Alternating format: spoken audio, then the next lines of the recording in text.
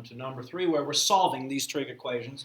Remember, the difference between a trig equation and what we would call an identity in the last chapter is the fact that a trig equation like this is not true for all values of the variable. It's not like I can just throw a random, angle in here like 20 degrees and expect that 4 sine squared of 20 degrees minus 1 is 0. That's definitely not true. Now, there are infinitely many solutions to this equation. I'm guessing it's not a no solution, but there are infinitely many solutions. However, we're not saying every number works. Every value in the domain of sine is going to work for this. All right, so when we solve, 3 different ways we can do this, from 0 to 360. Now, notice when I wrote this in the notes, I wrote it this way. X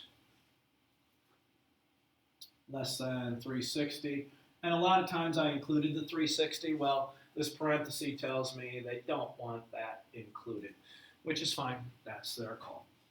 So this is just interval notation that we should be pretty familiar with, right?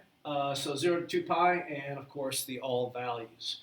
Now, these are kind of misleading in the fact that we actually go with principal values first when we solve these. I got ways to go on this problem.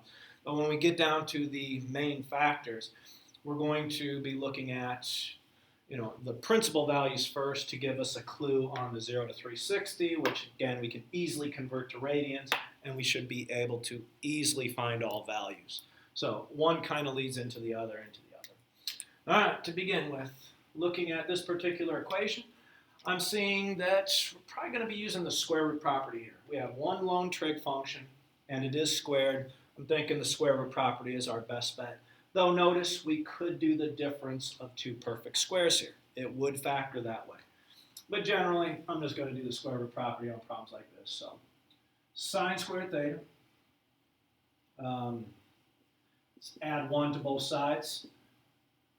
Yes, our square root property requires us to isolate that squared function here. So sine squared, and then we use the square root property. That is, since sine squared of theta equals 1/4, sine of theta equals plus or minus the square root of 1/4.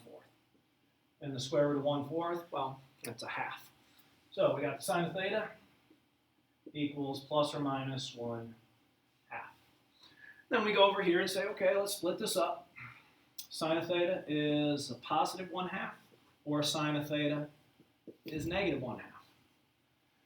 Okay, and then we start with principal values. Now, this is not a waste of time. This is our clues for the 0 to 360. Very, very important.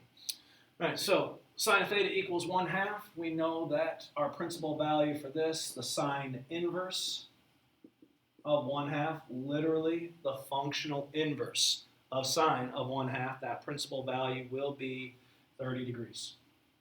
30 degrees. Or pi 6.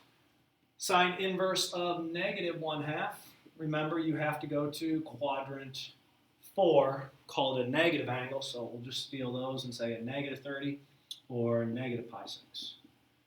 Right. Now, like I said, these are either actual solutions for 0 to 360 and 0 to 2 pi, or they're very strong clues that are going to help us to find those.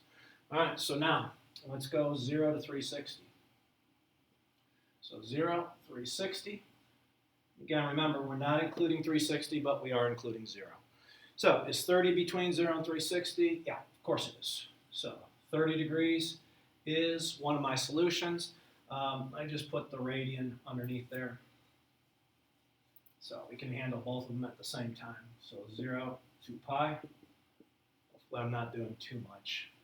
So 30 or pi 6. Right? The question is, where else is sine positive besides, Q1? And the answer is quadrant 2.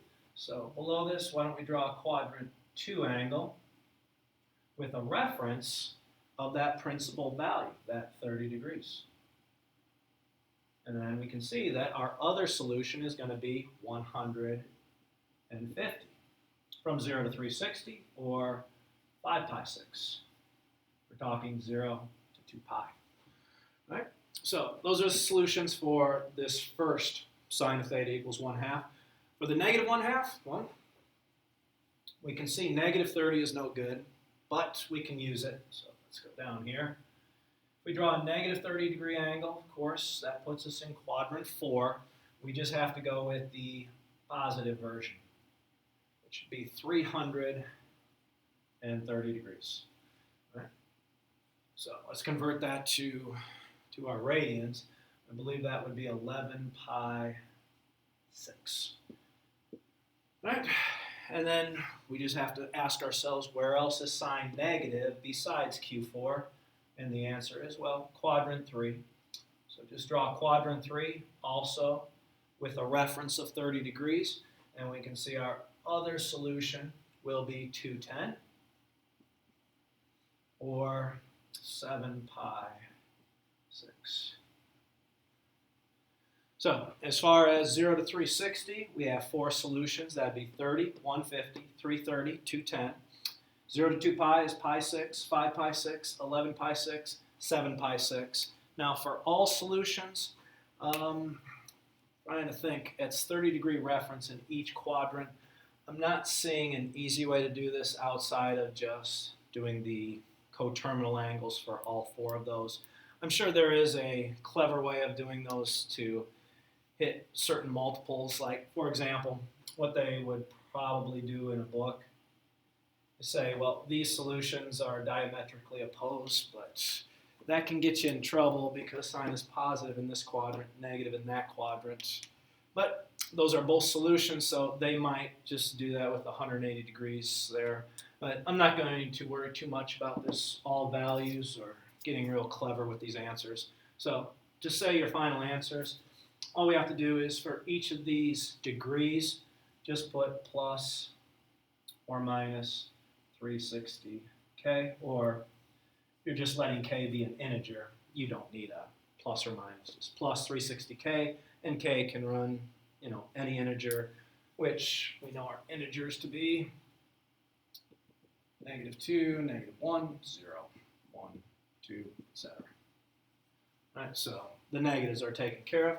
For the radians, just put a plus 2 pi. Okay. Now again, because of how those solutions are stacked, a book would probably do diametrically opposed ones where they could just add multiples of pi, which, that's just getting a little bit more clever. So there's your answer. Now, on a test, I will pick one of these. I won't ask you to do all of them, but you can see all of them in action here. All right. Wow. Took a lot of time. Okay, letter B. I'm seeing cosine double angle, and we do have a pretty convenient double angle formula now. Looking at the right side, I'm seeing a cosine, so I'm going to pick the one that just has a cosine in it. If you look back on your formula sheet, that would be 2 cosine squared minus 1. Right? Now, once I do that substitution, I'll probably get this cosine on the other side, look for factoring opportunities. Factoring is one of the big ones we use quite a bit when we're solving these trigonometric equations. So all I'm doing is subtracting cosine, and if you kind of recognize this, maybe I should change colors here. This is very similar to an equation 2x squared minus x minus 1 equals 0. That's a quadratic equation. If you factor that, again, it would factor into, I didn't put this in the greatest place, that'd be a 2x and an x. This one's running out. 2x and an x, and then 1 and 1. Outer would be a 2x, but we need that to be a minus, plus, that would work. And we set those factors equal to 0, so it gives us a pretty strong clue on this one.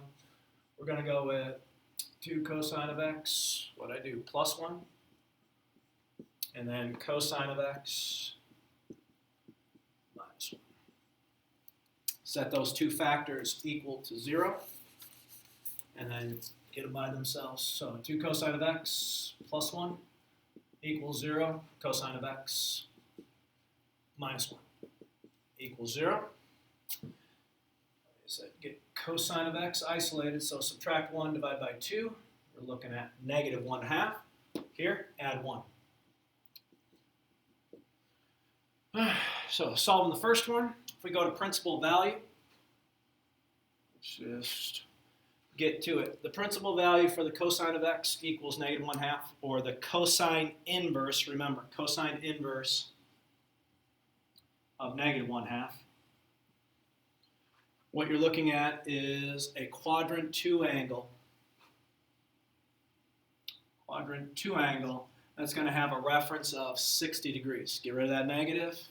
It's 60.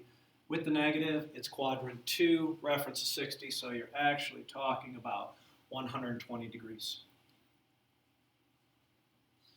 All right. For this one, cosine inverse of 1. Hopefully you can see this. We're talking quadrantals here, so the cosine inverse of 1 will be 0. Right? That's the only value, or you can say 0 degrees, 0 radians. So as far as 0 to 360 is concerned, 120 degrees is an acceptable answer, so we'll go with the 120. But where else is cosine negative besides Q2? The answer is, well, quadrant 3. So in quadrant 3, reference is 60. You're looking at, what's 180 and 60 is 240. Taking these to radians, 2 pi. 120 degrees is 2 pi thirds, and that is 4 pi thirds. Okay, as far as this quadrantal goes, a picture might help for cosine. So there's 2 pi, there's pi. Of course, try to finish this one off. All right, we're looking where cosine is 0, and if you draw the graph, you can see that cosine is 0 at 2 locales, pi halves and 3 pi halves. Cosine will be 0 at those two. So, wait, we're not looking, sorry, cosine inverse of 1 is getting 0 degrees. We're looking where cosine is equal to 1. I'm not sure where I'm getting the 0 at. I apologize. Where it's 1 would be 0, which we already have. Where else? At 2 pi, however, we don't want that. That's past our restriction. So I'm guessing on this one, 0 degrees is the only degree answer. 0 radians is the only radian answer. Now, as far as all values, again, I don't see a clever way to do this one. 120, 240, probably just, again, just do for the degrees plus 360k. Those are coterminal. For the radians plus 2 pi k. Ah, 2 problems.